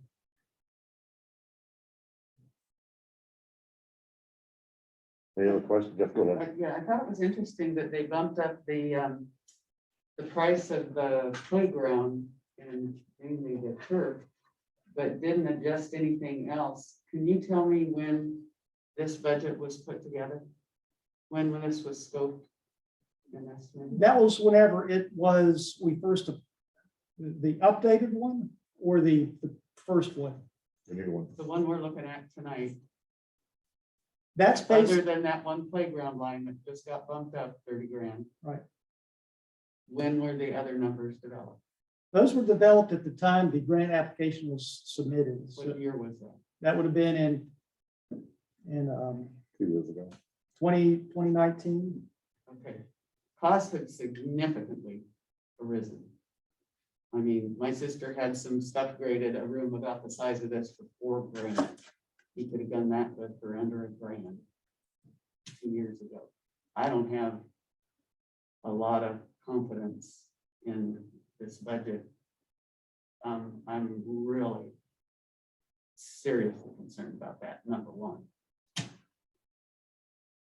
A 2-year-old budget of $250,000 in this climate right now, We're operating on 3 days on quotes. That's how fluid the market is for That- purchasing right now. that's just That's just one. I don't think those numbers are realistic, and I think they're probably really grossly. And if you bump that one playground line up 30 grand, if you, applied that kind of acceleration to the others, even half of them, I think would do. Another question, Jeremy, you indicated that there was $120,000 to $130,000 of parks operation costs. Those are the current operations costs. That's correct. Yeah, so you're saying that those are current operations costs are gonna give expanded services because we're gonna put in some additional features. I'm not sure I understand. We're gonna use part of those expenses for parks. You're gonna take Instead of- all of instead the of- we're current gonna parks move- expenses. Instead of, we're gonna have a payment, and we have parks, the payroll and everything like that. We're gonna use part of the parks payroll maintenance as a fee to utility bills versus the loan amount.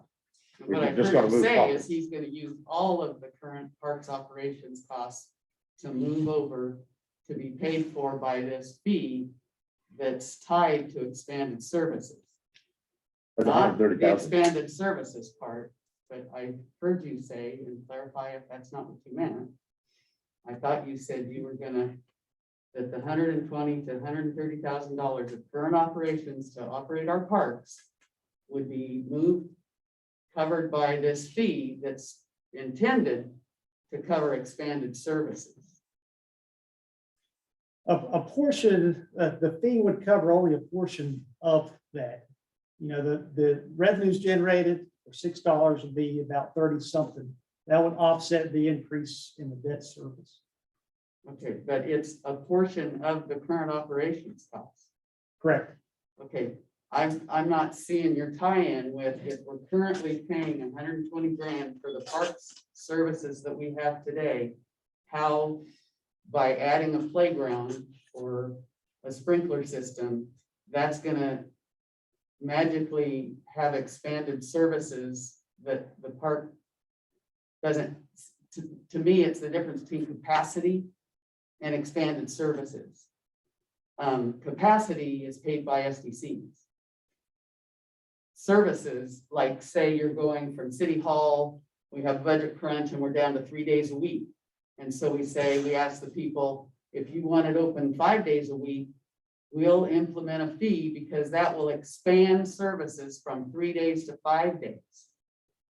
That's typically what expanded services are paid for with an additional fee onto taxpayers, ratepayers, whoever. We're all taxpayers. So I'm not seeing the connection.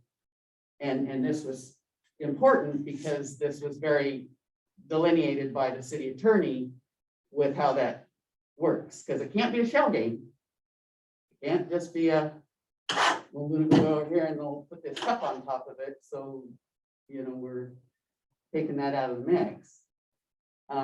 So I'm sure y'all have as much, well, maybe you don't, but Well, I would say Maureen- transparency is an important thing for us. I 100% agree with that, but I think that, we're looking at language here. And so is having a better parks district more services for it? Would you think of that as a service? I understand you're saying capacity. So if you look at the other way, it's like, okay, to me, capacity speaks of a larger area, more volume, more seats, things like that. I think that you can define a better park system offering more things for the community, more footage of walkway, more playgrounds for the kids to be on, more picnic tables as expanded services. I think it's really about how you define those terms. Not disagreeing with you at all, but I think if you look at it from the other side, it's about how we define those terms. And I think that's what you're saying. Yeah, and I think that we can make a stretch and and set a precedent that is not one I'm totally in favor of, because I'm not seeing it. Yeah, Especially if we were in a concrete jungle, a paved over parking lot and, you know, now we're gonna get a grassy area and that sort of stuff, absolutely. But that's not really what we're talking about. We live in an area that's got amenities deluxe for outdoor space. So back to your first question about the loans, $250,000. We're already $800,000 into debt with unsecured debt with the library park land as well as the East Main Street property. $800,000. This is going to put it up over $1 million to put potentially on the backs of the 475 ratepayers. I am all in favor. When you look at the debt schedule, and this is why I asked for it a while back, because I didn't keep it in budget committee. Up until 2018, 19, our loans were system enhancement, things cities do by, which is why Lowell was created, was to take over the sewer and the water stuff when the dam folks left, because we had a sewer and water system and you have to have a municipal organization run it. Now, ratepayers, you got a revenue stream to pay for providing that services, and these are about, you know, expanding the water system and improving the sewer system and that sorts of things, classic municipal stuff. We're sitting on $800,000 of unsecured debt for land that we're purchasing as a municipality when we're in a situation right now where I think it's become kind of clear that we're probably not the best organization to be doing land development. And I'm concerned about how that all is going to be paid back, because we're already into debt there and we don't have a plan yet. One of our biggest things that we thought was going to happen is now in delay, and we don't know what that's going to really cost. And it already cost us an additional 40 grand that we really didn't anticipate. Now we got an uncertain thing there. I honestly believe that when you have a need, like a water system and a sewer system, or a roof, you know, for us in our home lives, you know, a roof or you got to get a car for transportation, those sorts of things. Loans are really appropriate, but not for once, not for voluntary. And just because there's free grant money out there is no reason to burden the taxpayers and the ratepayers for additional money that is not. I get going after grant money. I do. We've done a lot in this community with grant money, a ton. And I would really hope that we could get this other portion paid for by the grant, and I'd be the #1 cheerleader on getting that going. But I don't see how in any good conscience we can burden the taxpayers, ratepayers for a want when we have these other debts out here to the tune of $800,000, and we still haven't gotten that done yet. I'm an absolute no on going forward with this loan. And if that means turning down the grant application, I'm willing to do that. It's been my history, and I'm sure, Jeremy, you have different histories, but I've never seen one never been blackballed because of a grant going back. I imagine it happens all the time. You know, we do them all the time. Things change and circumstances change. I could go on that. But I just think it's not the right time for us to consider putting the taxpayers into another $250,000 of debt. So I absolutely say no to question 1 and to question 4. Yeah, I think we need to politely decline this grant application if you don't get the other 250 matched. I think there's a lot of validity in what you're saying, 100%. Different paradigm, different time, different place. When these numbers are generated, the desire to make the things that, we're not gonna lose that property.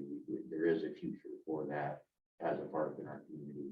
There are options for grants later on, that those opportunities don't just go away. But I think with this emergent situation with the crime in our community, that I think we would be, you know, when you're trying to look at both those together, which one is a want and which one is a need for our community right now, I think those kind of things need to be balanced.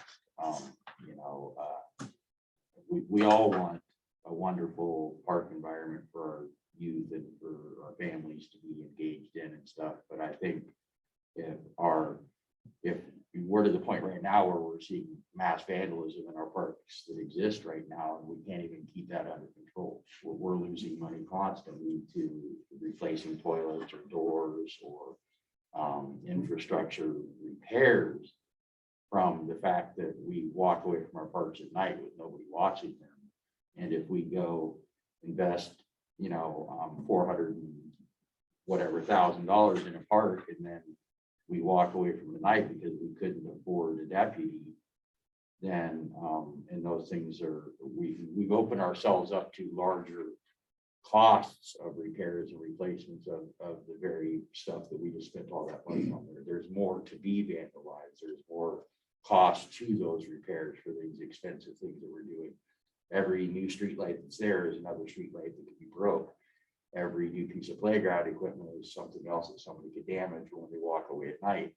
So I think we really need to evaluate the needs for law enforcement with our community versus the pluses over what we've already got with what we've got with our parks. It's not like we don't have any parks.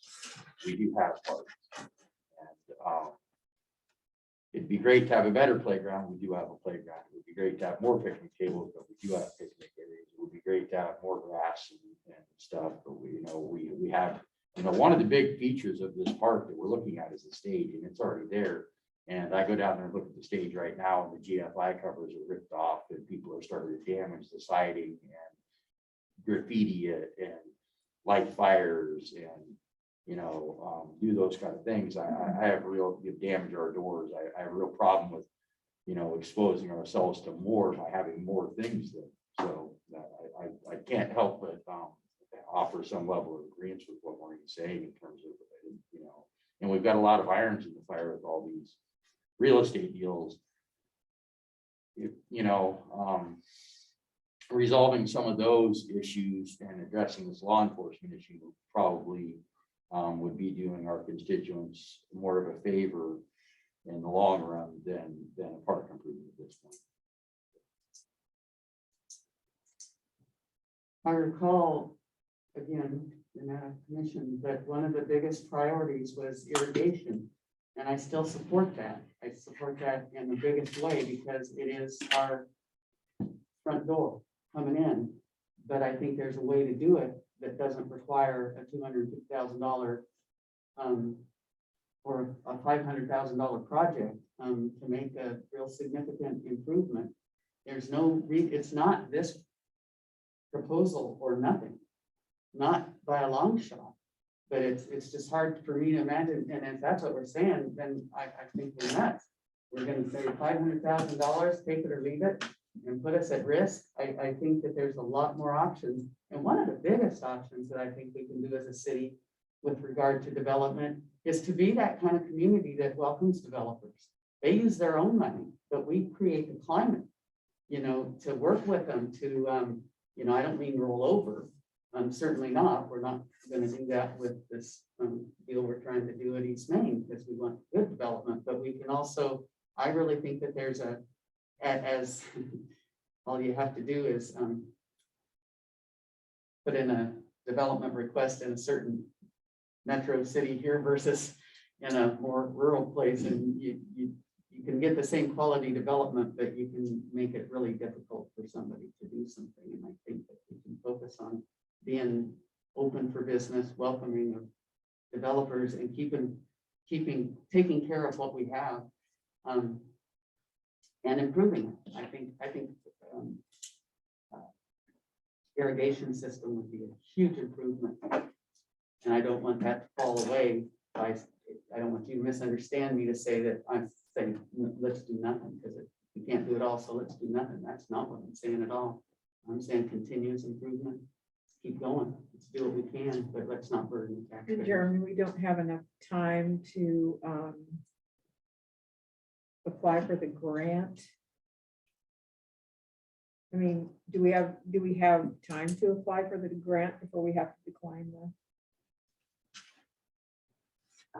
the one we've got? I think you said that. I think you said you were gonna take one last shot at that. Right, but I don't remember if, I really don't think that's gonna work out. right, They're so, gonna have a grant agreement well before we'll know if we get the local government program grant. right, so the problem is we can't. Well, what was your answer, Jeremy, to her question when she asked you, because she said the original project, the original grant application said that the match was coming from general fund. She said, should I change that to the LGGP grant or a loan? So it implied that she knew you were going to, because you said you were going to do that. So I didn't see a response to that, so I didn't know. I wanted to, did you reply to her in terms of what she should, how she should put that into the grant, what the match was coming from? Are you,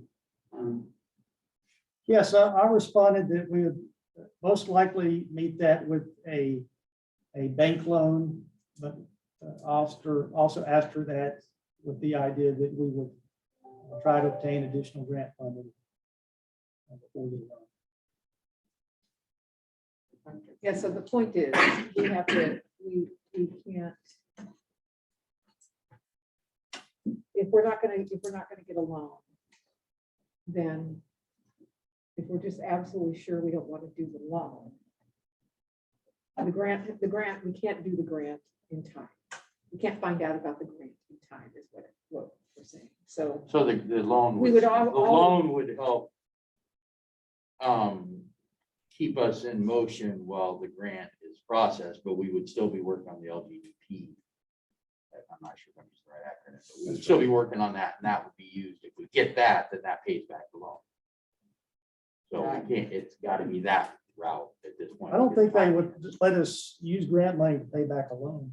no, what we're saying though is going, tell me if I'm wrong, Jeremy. So, you know, if we were willing to do a loan and said, in the end, if we can't get any other money, we'll do a loan. But, so we would obviously go for the grant first, but if we don't get it, then we have to get a loan. By the time that time happens, we would have to get the loan. We would have to meet that match. So I'm just pointing out, the decision is kind of now. We're either gonna let that go or not, because, and if we aren't gonna get the loan, then there's just nowhere else to go. Because we can't get grants in time to answer that. Does that make sense? That's all. and these grants come around, they come, this one in particular comes around every 2 No, years. and I was just saying though, that's why we I have don't know how to often the LGTP. grant make comes our around, whether decision it's on a annual loan or- part, period. If that's not acceptable, then in this case, we let it go. Well, I would say any decision making or budgetary process from any unit, any organization at any level, that there's unknowns and desires that change our path as we progress. We've encountered a few of those recently. Right. With some stuff that's popped up on some of our real estate deals that have delayed the closure of the deal and buying down $800,000 in debt that unfortunately haven't come to fruition yet. And that unknown would, I think if that kind of unknown happened in any organization, they would probably have to rethink their path forward for other expenditures.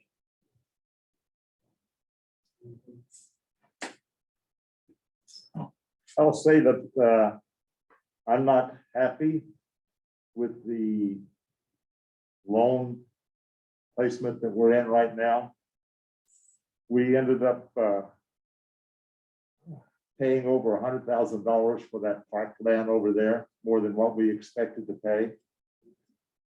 205 Main, we're going to be into about $100,000 there that we didn't expect to take a loss on, and the balloon payments may come around before we are actually able to get rid of that. So that's gonna hit us. And the cost for renovating this building is probably another $100,000 more than what we initially had planned on. So I'm not happy about that. I'm not happy about the position we're in there. But when you look back at the parks plan, the parks utility fees are used by local governments across the state of Oregon. It reads, cities such as Medford, Talbot, West Wind have successfully implemented park utility fees for the operation, maintenance of the parks, facilities, beautifications, and right-of-ways. Park utility fees for these cities have gone from $2.80 to $9.20. In the park plan, it spoke that people, there was a majority of the people that said they'd be willing to pay up to $6. And I'm going to, well, let me finish. And I'm going to say that most people, whenever they were in Rolling Rock Park, when we were having the Blackberry Jam, I think they did it for 2 summers. They said, would you like to give us your opinion? No. So what happened is just like this building was designed by 20, 30 people, the park over there was probably, I think it's probably 120 or something like that I saw in the plan that went forward on it. So what we're talking about with $6.20, in 8 years, will the residents of this city thank this council for saving them $600 instead of beautifying the park? You know, that's it, you know. So if we decide that, no, we don't want to beautify the park, let's save them $600 over 8 years and just go with it that way. That's, and you know, I thought this in my mind both ways, and I'm ambidextrous on this. So anyway, go ahead, you had a point.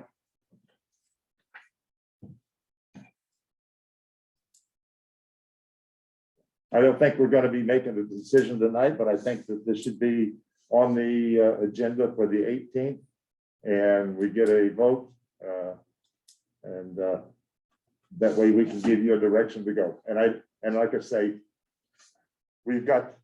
And Don, can I ask a Sure. clarifying question? Are you talking about putting on, because this is very important. I'm not used to getting the packets so close to the meeting. I'm used to getting a week, so that's when we turn these things around Friday afternoon on a holiday weekend till today, it's difficult. So are you asking for the question to be, do we take out a loan and do we pass a utility fee to pay for it Yes. without a vote of the people? Is that what you're saying, that the council would make those 2 decisions unilaterally without a vote of the people? Is that, I want to know what the question is before I see the packet Friday night. That's done in other cities, I believe. I don't care what other cities Yeah, do. but I'm yes, asking what but you yes, are suggesting that's the that this question, and council. And I think the council can come back with a yes or a no on that. You agree or not? I want to know what the question is way before we get the packet, please. Okay. How would we do a vote?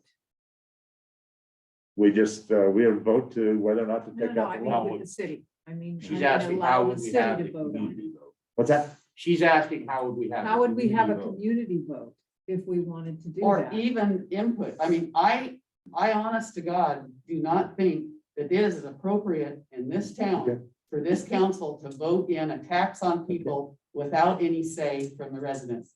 I will go to the mat on that Okay. one. I think that is not the city of Lowell's way, no way.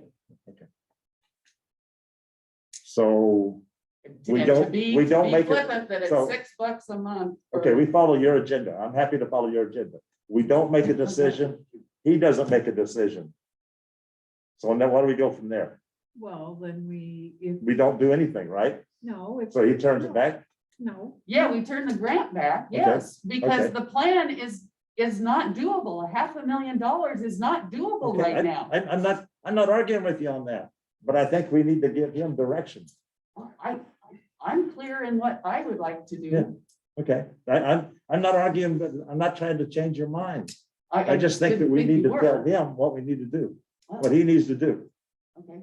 I don't, well, I'm confused because I heard something about not doing it without the community input. Is it worth taking the time to do the community input?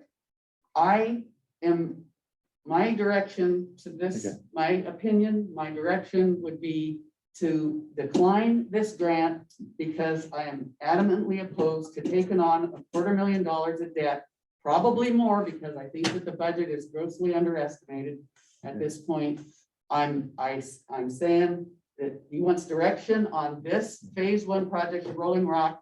I'm saying, let it go. We can still do other improvements. We can still do other things that are more in scale because we've got all of these other things that are burdening our resources, both staff and monetarily. If that's the council decision, I'm for it. Let's put it that way. But I think, like, I still go back to, we need to give him direction. Here's what I propose, Mr. Mayor. Okay, go ahead. This represents a change in direction Mhm. from what the council has decided in the past and what has led us up to this point. In order to ensure clarity for myself, council, what I would propose is that I would draft a resolution that would state that we're not going to move forward with this at this time, but we will look at other improvements on a smaller scale, such as the irrigation system and grant opportunities as they come up. And we're going to prioritize our financial resources towards the city hall, library, wrapping up these property deals and so on. And then we'll put it out there for vote. It's nice and clean, gives me the direction I need. And then from that point, I'll contact the grant agency, let them know we're withdrawing. We approved a scope of work with the landscape architect back in October. I'll let him know that that's canceled. We're not working on this project at this time. And that's how we'll proceed. Self-reading. Appreciate it. Like I say, we need a decision one way or the other. I agree, and that's a much better way to do it. That way we're not hammering him in 3, 4, 5, 6 months, why the park doesn't look better. Well, we vote on the resolution. Yeah. Right. It's done. Up or down, yeah. Also, take something off your table. Okay, I'm not going to be here on the 18th. I called you every other day. I asked to be out of town on a business trip. I'm going to try to engage online, but I'm not sure about connectivity in the community I'm going to do the work. Where's John? Is he, So any idea whether he'll be? just to give visibility to the other council members. So there is a chance I won't be able to be at the 18th. I guess if 3 of us are here, that's a quorum, right? if it's a tie vote, then we'll bring it back the following. That's fine.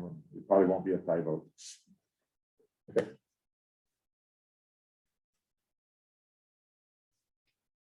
Anything else? We have to go into executive session here pretty soon.